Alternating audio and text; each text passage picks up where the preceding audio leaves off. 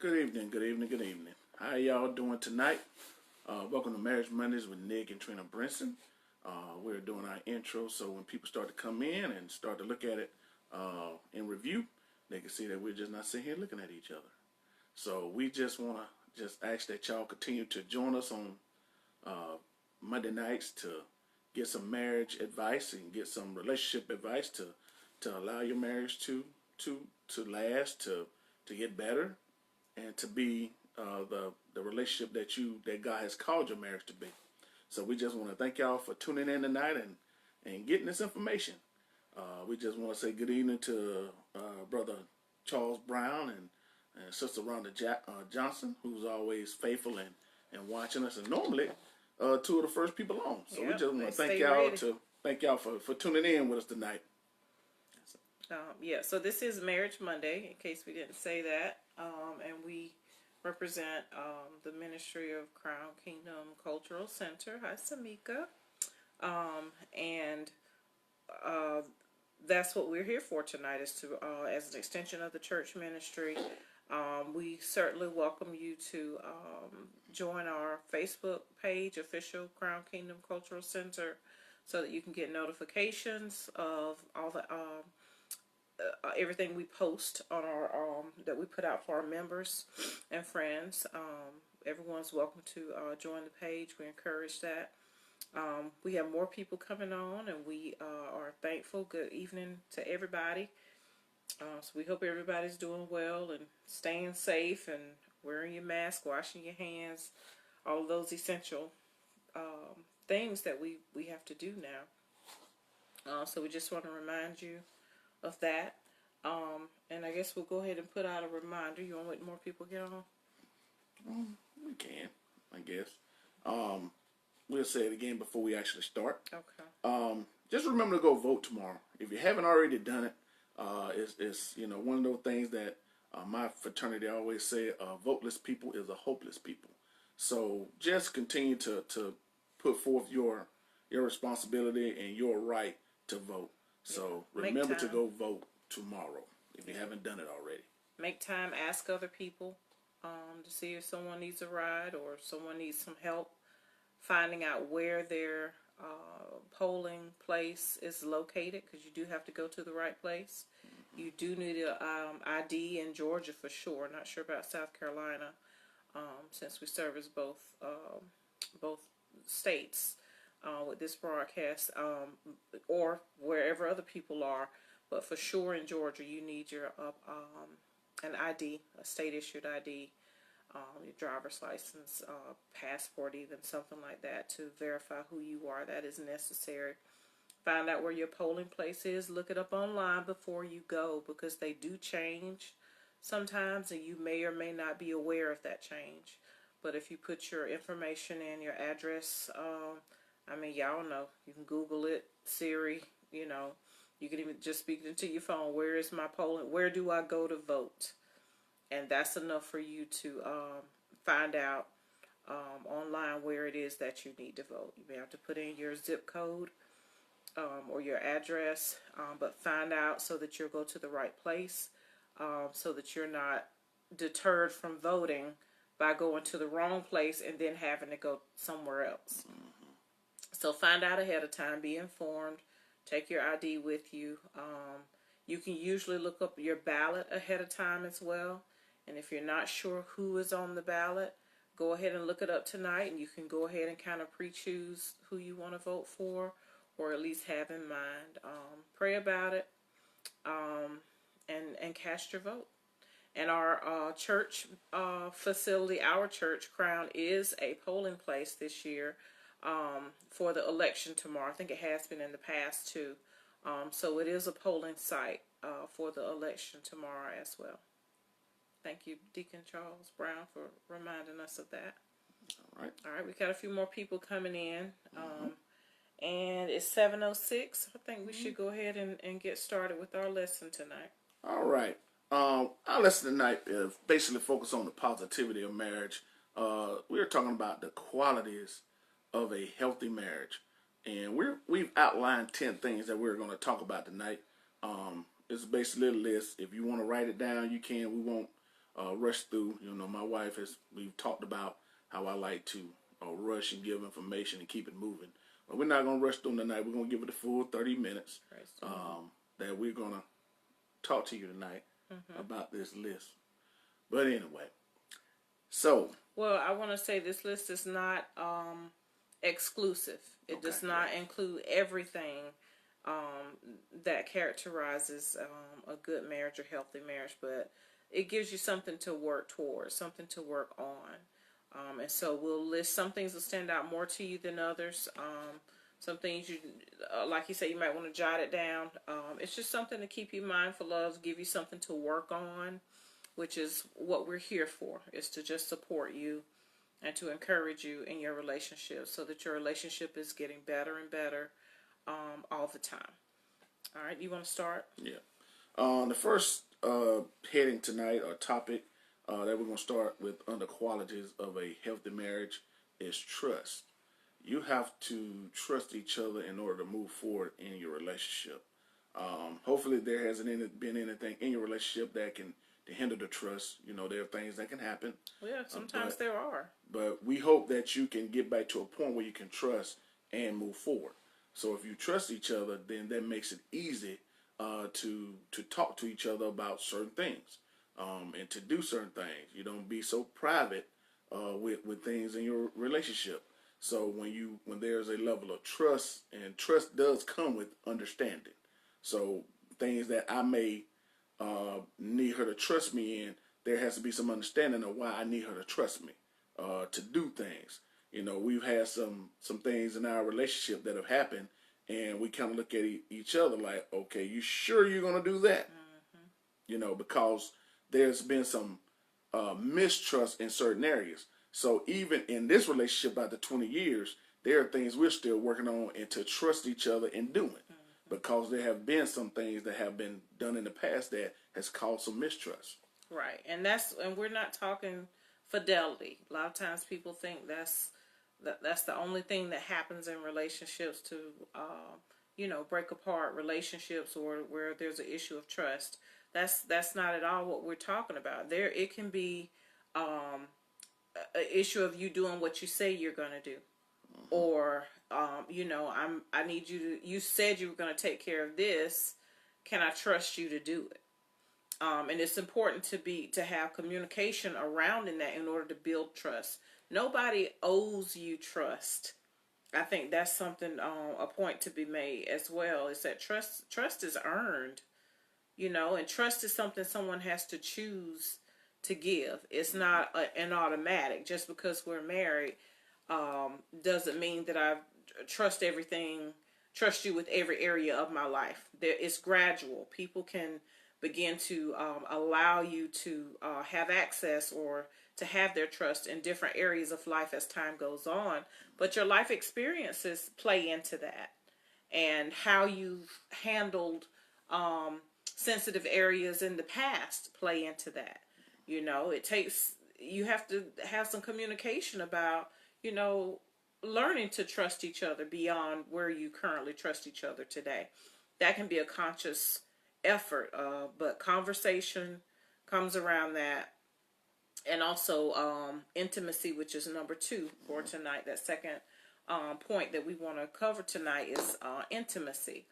Intimacy is not just sex. Everybody knows sex is a part of marriage. It does involve that physical intimacy, and it is important. I don't mean to gloss over that, but that's just one facet of intimacy. That also involves communication and trust and vulnerability.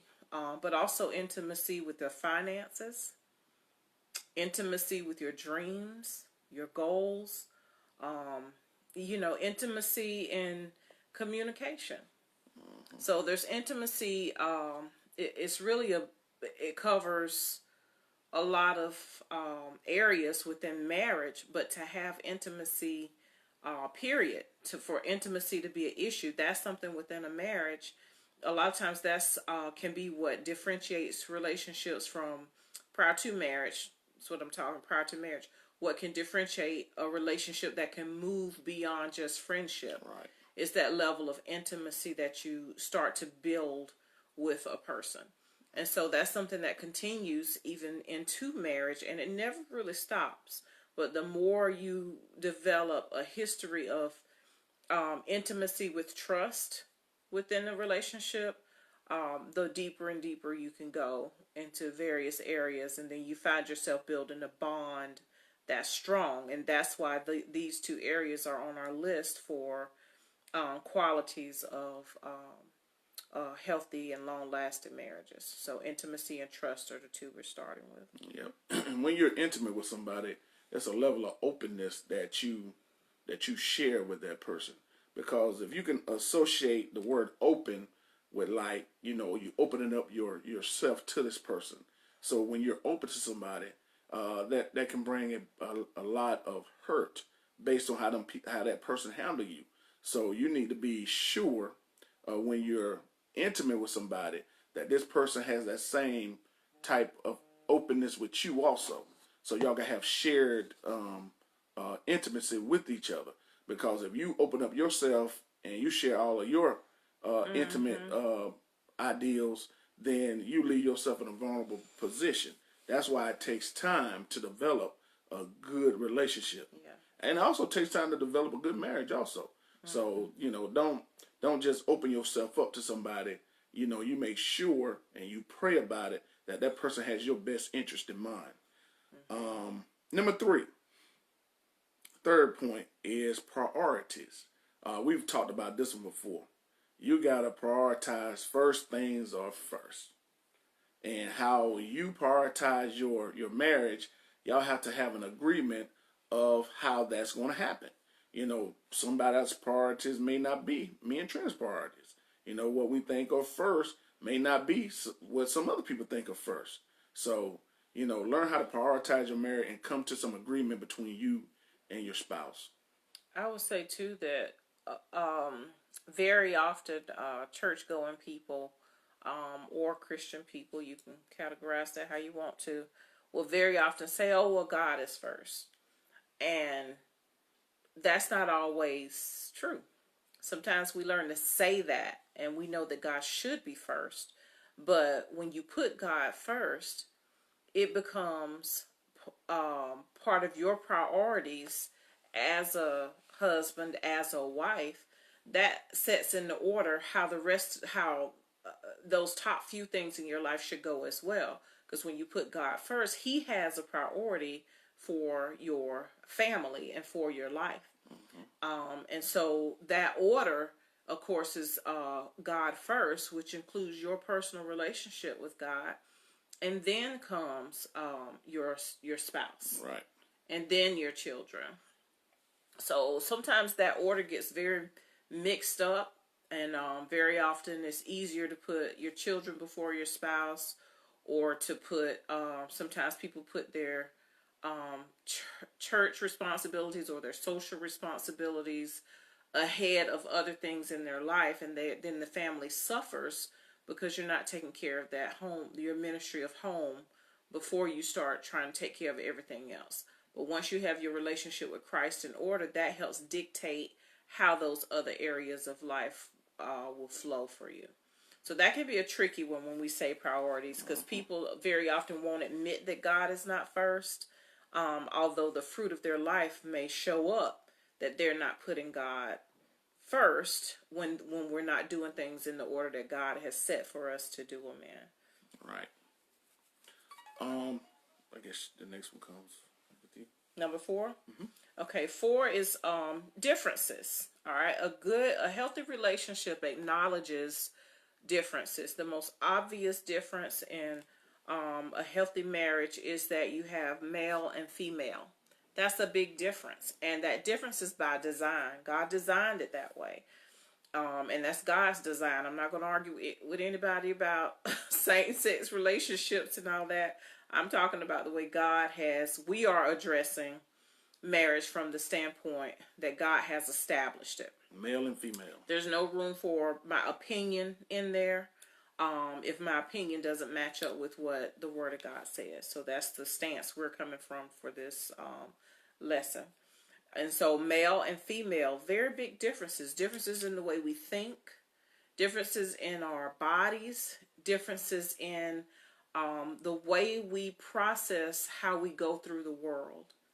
And we have to learn to appreciate those differences and let those differences be a strength within our relationship instead of letting it be an obstacle or a difference. And very often that's what happens is women expect for men to be more like a girlfriend. We expect that our husbands will think and behave the way our other friends do, our female friends do, and they just don't. They're male, they're different, they process the world different, and the same is true for men. Sometimes men don't understand why a woman prioritizes, what's important to her, or why she's looking at a solution or a problem in a way that's very different from that man. Men love to say that they're logical, and I'm gonna say that like that and leave it. And so from their perspective, what seems logical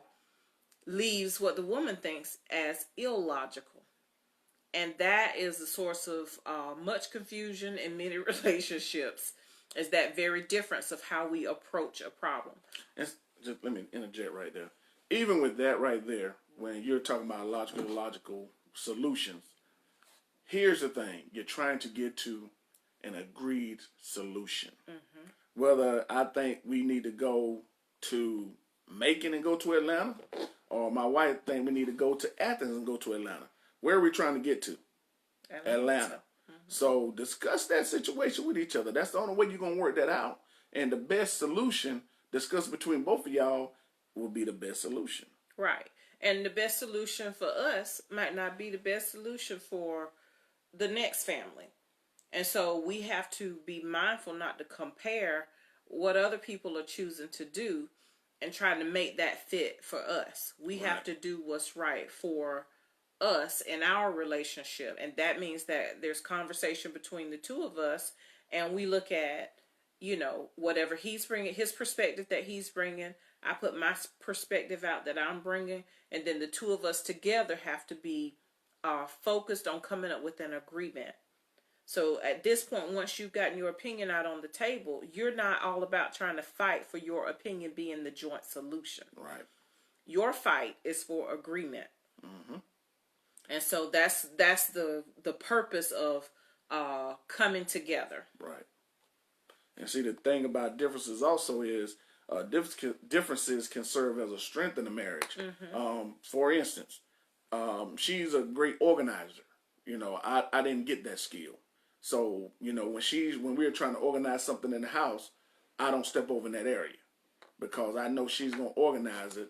Basically, what I do is move it to that point. As I ask you to. Yeah, as she instructs me to.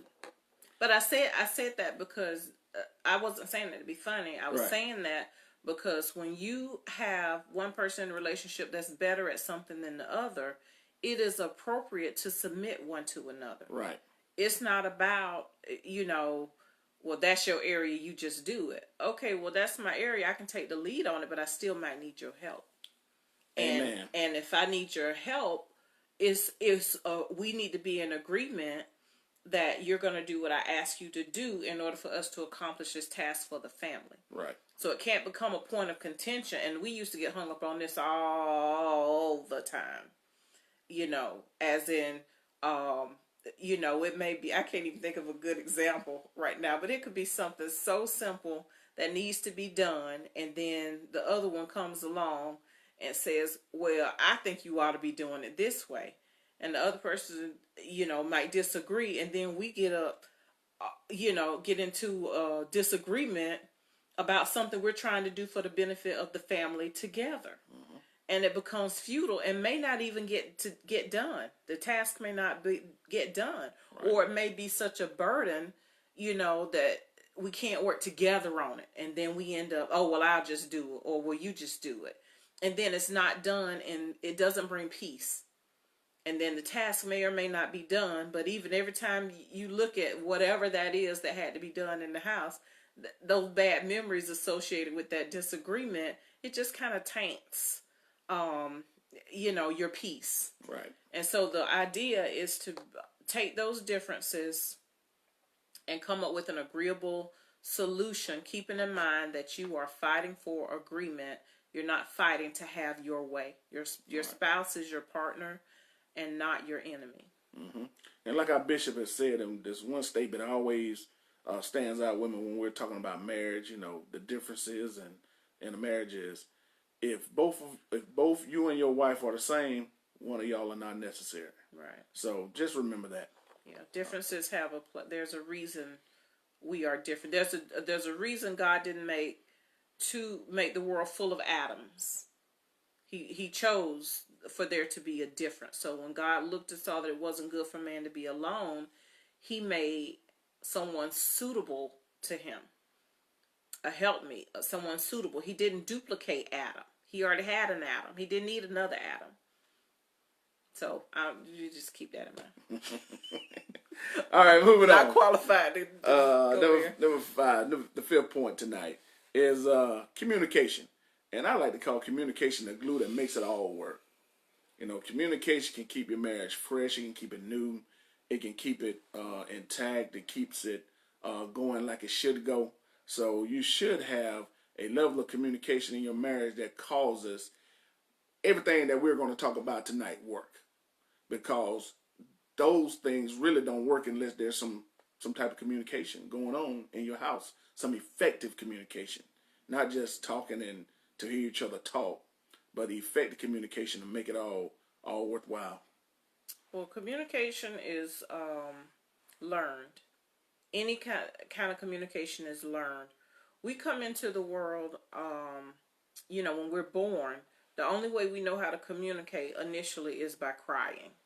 That's pretty much it. And maybe some babies come into the world wide open looking around. Mine did. But that's the only level of communication we know. After that, we learn to communicate. And so in the process of learning to communicate, it's critical that you understand who you are communicating with. What are the needs of that person? You know, if you're communicating with someone who cannot hear, you can shout as loud as you want to. That doesn't necessarily mean that you're effectively communicating, even if they can read lips.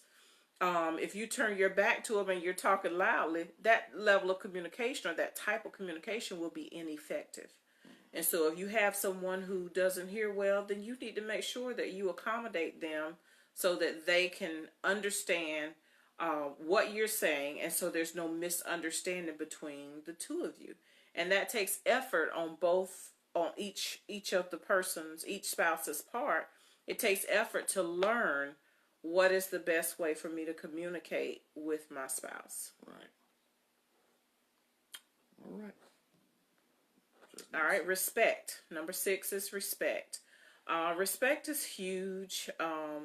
I know there's a book that came out several years ago. It's been a bestseller called Love and Respect. And it talks about how, women need love the same way that men need respect. But I submit, and I think that's very true, and the book makes a good argument for how important respect and honor is to men, and how women must come to understand what respect looks like to a man, and being able to make adjustments so that you're effective in your relationship, and vice versa with love in relationship to men, understanding what that looks like to women and how to be successful. But respect of each other as humans, just as people, is critical. And if you can't speak to your spouse with respect, then you probably shouldn't be speaking to them at all until you can adjust yourself in order to speak to your spouse with respect. Sometimes it's easier to respect other people than it is to respect your own spouse. And so it's very important to remember that you owe your spouse respect. You owe them love, you owe them respect. And that's a minimal thing. So, but as humans, we have to sometimes put our flesh in check, right, get our attitude together, and remember to always address your spouse with respect. It takes effort. It may take practice, and it's easier for some people than for others. But that's something that is found in healthy relationships, is respect for one another. Right. And respect, believe it or not, is a learned behavior between you and your spouse, because some things that may happen in the realm of respect may actually may not offend certain people, but others it might, and you have to learn to give that person the level of respect that they deserve in their marriage. So respectfulness and being respectful to your spouse is very important, and basically how they receive that is based on their core values before y'all got together. Because sometimes I may say something to my wife, and she'd be like, "Oh, well, what's going on with that tone?" And in my mind, I'm thinking, I don't have a tone, but it's not me that's being disrespected when I say something.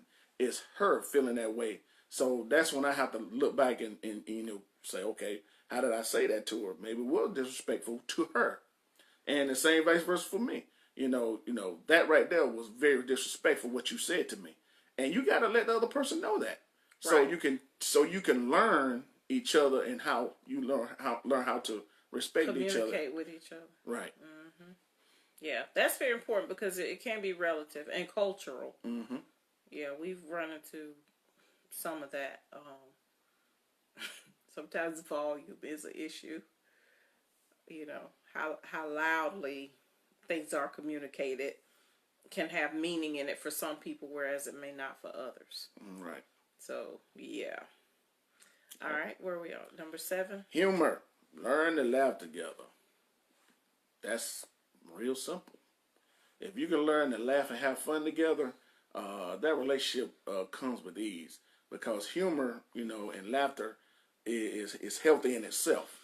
As far as bringing about good vibes and good feelings amongst you and your relationship. Now, we don't base our marriage on feelings, but when you're happy and you're laughing, that does bring about a certain amount of peace at the time. Mm-hmm. So Well, it can break up tension sometimes, and humor it's a tool sometimes. Sometimes just to shift the atmosphere, to a better place. So yeah, humor is definitely, and humor at yourself. I mean, because sometimes we, fight over stuff that's so ridiculous. We just really have to sit back and say, what, that was real foolish. Or we've done that. But sometimes humor, it can just kind of offer a soft place to land. yeah. All right, number 8 is gratitude. Gratitude is critical. And gratitude, I feel like there's kind of 2 ways to look at that, because you got gratitude, just self. Let me think of the right thing I'm trying to say. I feel like gratitude is something that you have to take stock individually, and give gratitude to God. It's a good idea to write down what you're grateful for. It's a good idea. Some people keep what's called a gratitude journal. But even, a lot of people at nighttime grew up praying at nighttime and just kind of going back through the day and giving gratitude for the things you've encountered throughout the day. All that God has done for you throughout the day. Some people start their day off reflecting, being reflective as far as gratitude goes. However you choose to incorporate gratitude individually, you and God, do that. Do what works to keep you in a spirit of gratitude, to keep you gracious and full of gratitude and humility towards God for what He does. That's one level of gratitude. And another level of gratitude is gratitude towards others. Mm-hmm. Making sure that you express to other people that you have gratitude towards them and what you have that gratitude for. It's very easy to take that for granted, but it also doesn't take much effort to extend gratitude. So you can take it for granted, which is easy, or you can just extend a little gratitude, which is also easy. Right. It's as simple as acknowledging somebody. Say, I appreciate your friendship. You're a good friend. And within your marriage, that's important as well. Just saying, I appreciate you getting up to walk with me this morning, because you didn't want to get up. But you got up anyway. 30 degrees out there, y'all. It was, but we went because I need to go. And I got it. And I'm not going in the dark by myself. I need you to go with me. And so just showing a little bit of gratitude for those things goes a long way. Yeah, it's good when people tell you how grateful they are for you being in their life. It shows that you've done something to influence or just create a feeling of, you've done something for me. Just, the conversations we've had, the time we spent together.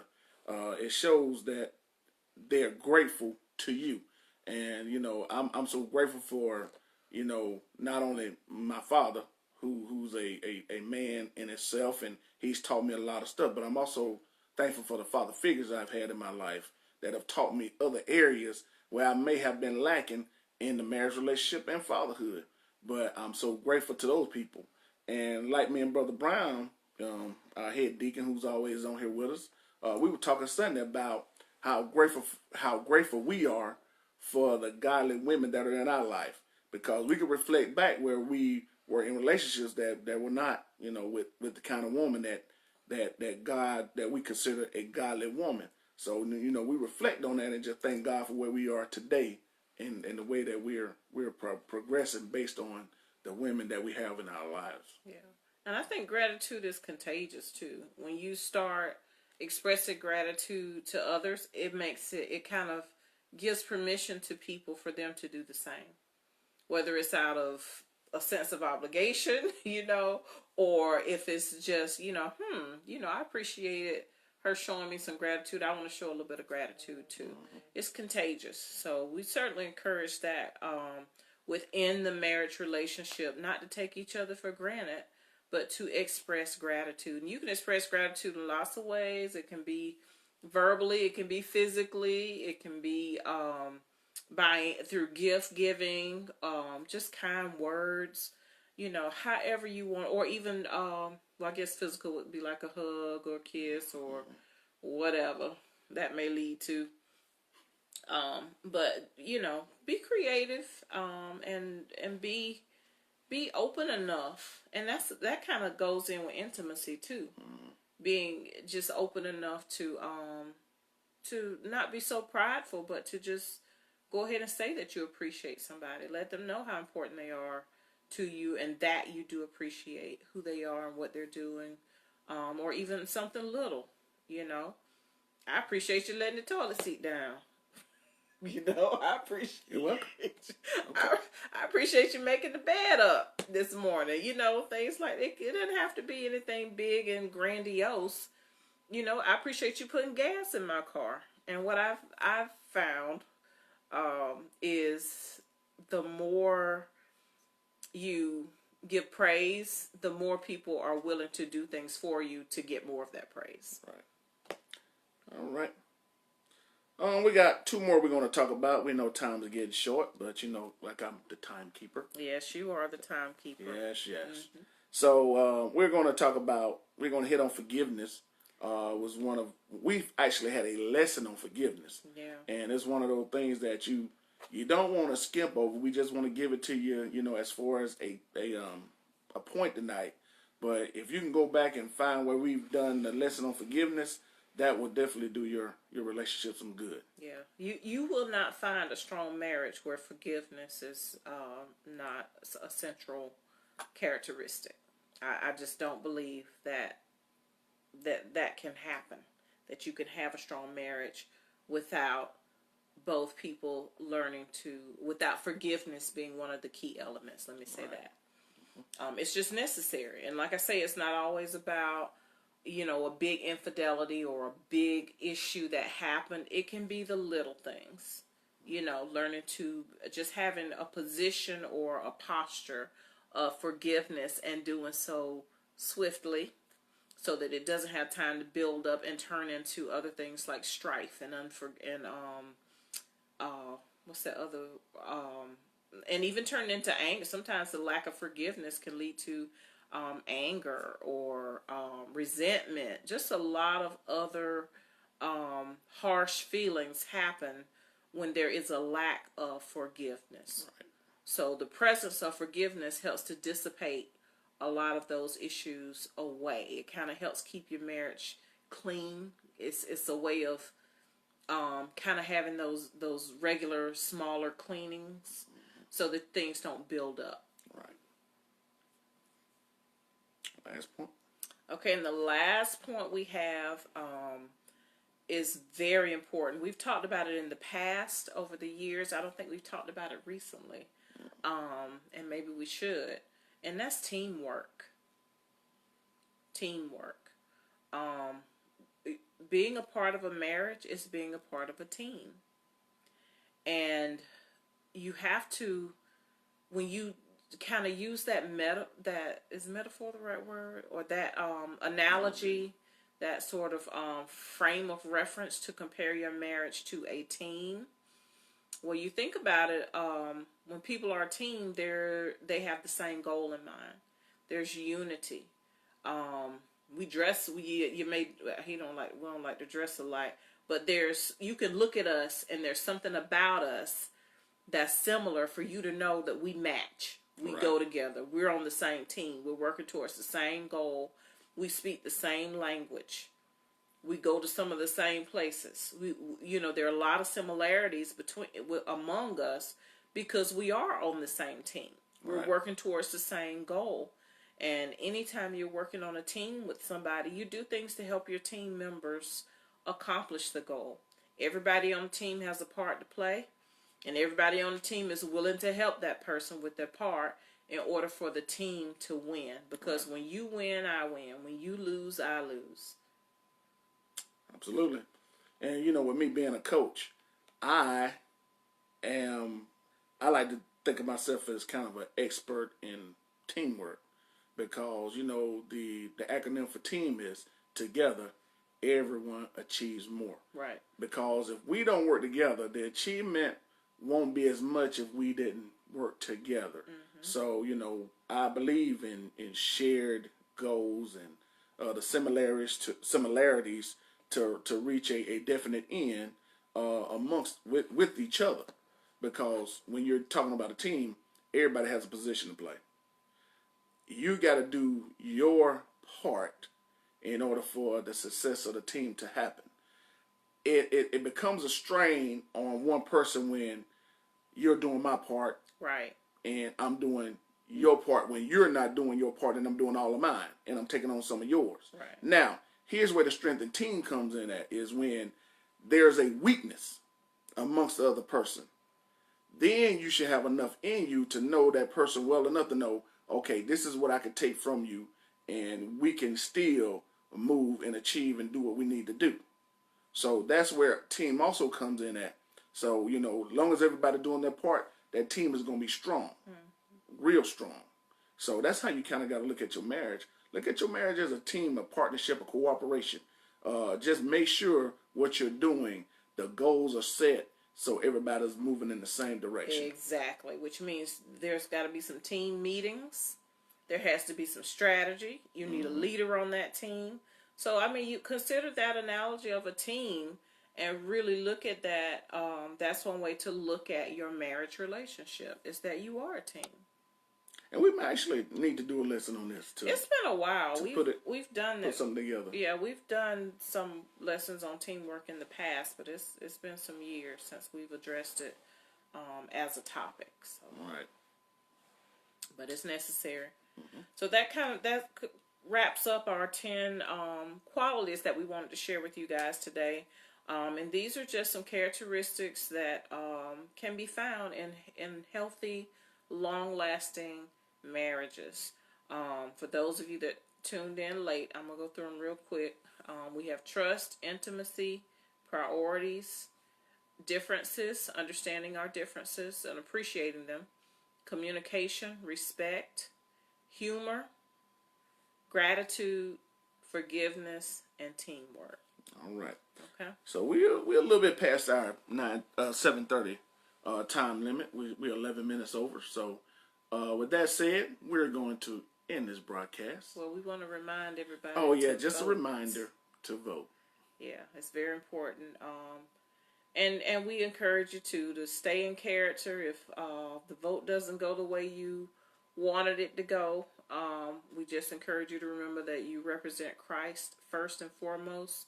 and to stay in character.